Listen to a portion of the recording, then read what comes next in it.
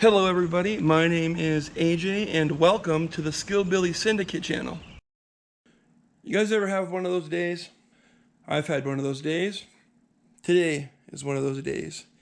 It has been an absolute crap show. Trying to get this first video out to you guys has not been what I thought it was going to be. It has not gone how I thought it was going to go. So yeah, in front of me is my 87 Mazda B2000. It's got a 2.2 liter engine in it.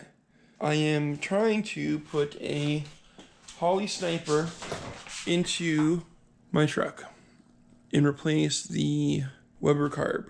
Had a lot of issues with the carburetor. I should say that it is not a true Weber. It was on there when I bought it. This is what it is. There's no stamping. Electric choke is a different color. Basic signs to let you know that it is not an actual Weber. I'm going to bring you guys up to speed on what I've done so far. If you guys got any questions, you can ask me in the comments and I'll do my best to answer them. Real quick about my truck. It is, like I said, an 87 B2000 with a 2.2 liter engine in it. I rebuilt this motor about 5 years ago. Had the pistons bored 30 over. I did 20 over on the rods and mains. Had the head completely rebuilt with high RPM valve springs, put in a Payco cam, and put a pace setter header, and then of course just kept the carb on there that was on there. I also put a, you can see down here, that is a GM one-wire alternator with a Heim joint. I've been using that for a while. It works pretty good.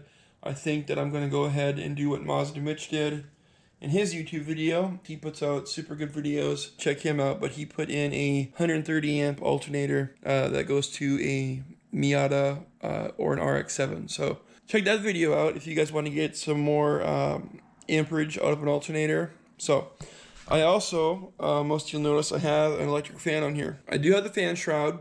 I just took it off for this project. I've had this on here for a number of years. It is constantly on. It's never overheated. With the Holley Sniper, I'm going to set it up to where it cycles on and off at certain temperatures, because you can put a temp sender right in the intake manifold as long as it has constant coolant flow, which it does. So I'm going to put that in there, so once the Sniper is in, I won't have the fan constantly on. It'll be cycle on and off with the temp sender. Sorry guys, it's been a long day. I took off the Weber carb, that's pretty basic. Cleaned off the surfaces, any gasket material that's stuck to it, you just razor blade off. Put something in the intake, make sure nothing falls inside there. If you don't have a Weber carb, I'm not sure how or if you'd be able to make this thing work. When you get the Sniper or the Holley deal, it's the 2300. I got the master kit. Comes with this cool little gasket. This is the exact shape of the base of it. So you just trace it onto some 3/8 thick aluminum plate. I ordered a... Let us A. Hey! Hey!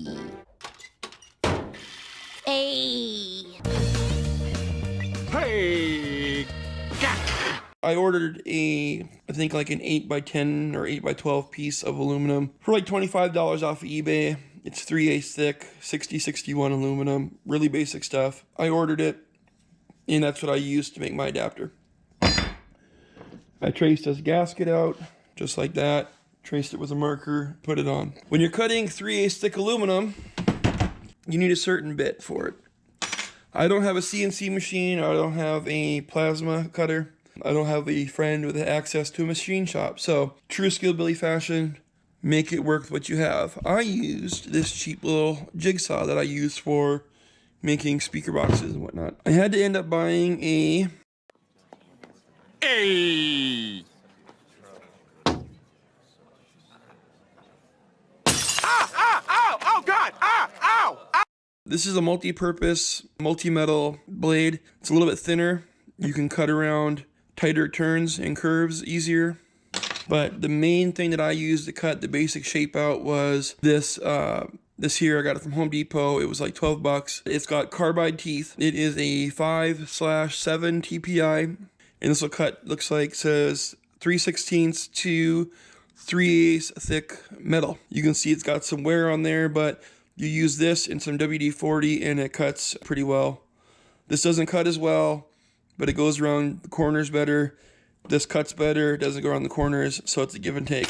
This is what it looks like. Home Depot, I think I paid 10 bucks for this package here. What's next? Okay, so. No, God! No, God, please, no! No! No! No! All right, sorry guys, family duties. Anyways, so my buddy, he was able to set his up where he had this primary base plate to the manifold, and then his adapter that he made for his Holley, and he was able to do that. I was not. This goes on just like that, just the same way it came with the Weber. So that's how that goes in there. And then what I did was I went to the hardware store. Home Depot is all I have in this little town that I'm living in. I went and got a match for these bolts here. These are a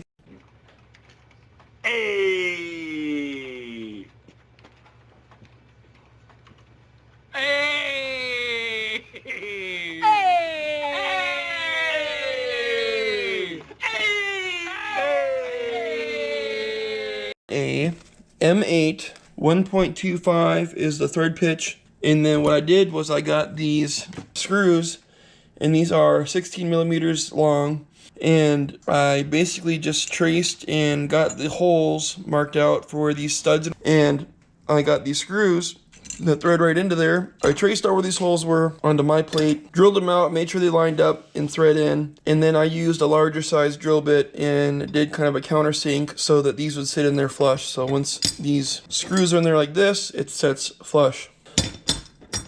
Once that was all done, I went ahead and used my Bosch router. This is a regular flush trim bit. I use this. It's normally for wood, but I've seen people use this on some other videos, and I thought I would try it out. I used this and it actually worked really well. You just gotta take your time, be careful. I had routed out the rest of my adapter plates from the Weber to match the new Sniper adapter plate. So when all this is stacked onto each other, it sets like that, and then sets like that, and then you can see they all pretty well, once all put together, it lines up. I don't know if you guys can buy these plates without having to buy the adapter. For those of you who don't have a Weber, they might sell them, or you might be able to find some used somewhere. I don't know how to do this without using these adapter plates. You can buy a roll of gasket material at a local auto parts store and kind of cut your own gasket. This is just a rough in of one of mine that I've done. So what I was mentioning earlier, that there is a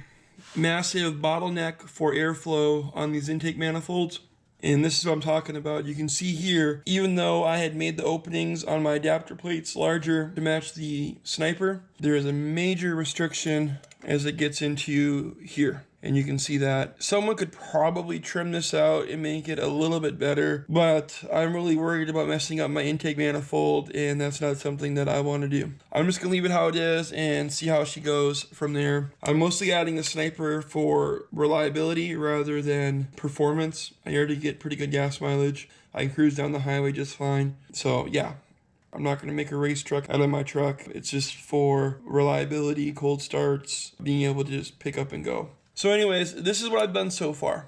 This is the first video. I'm going to put out, hopefully, a better second video of the next step. This is just going to be a series of however many videos it takes to get it done. Just a quick heads up, there are some other things that you guys would have to modify to make this work on your trucks if this is something you're thinking about doing. Most importantly would be the 3/8 fuel lines. Holley requires a 3/8 feed and return line for the Sniper to work. We have a 5/16 feed, and I want to say either a 5/16 or a quarter return. So change that over on your truck as well. If you get the master kit, it uses a high pressure fuel pump, and you would have to upgrade your fuel pump from the mechanical, do a block off plate here, pull the mechanical fuel pump off, and then you got to make sure that you got adequate sized or properly gauged wire to carry the amperage and the current of the power wire that you're going to need for the fuel pump that they provide in the master kit. This does run at right around 60 psi, so it's nothing crazy high, but it is considerably higher than what a carburetor would take. Again, guys, I apologize for the video. This is never the kind of video I wanted to make. Anything I can do in the future to make these videos better. So hopefully our next video will go much smoother. If you have any questions, feel free to let me know in the comment section, and I will do my very best to answer them. Everyone have a great night, and we'll see you later.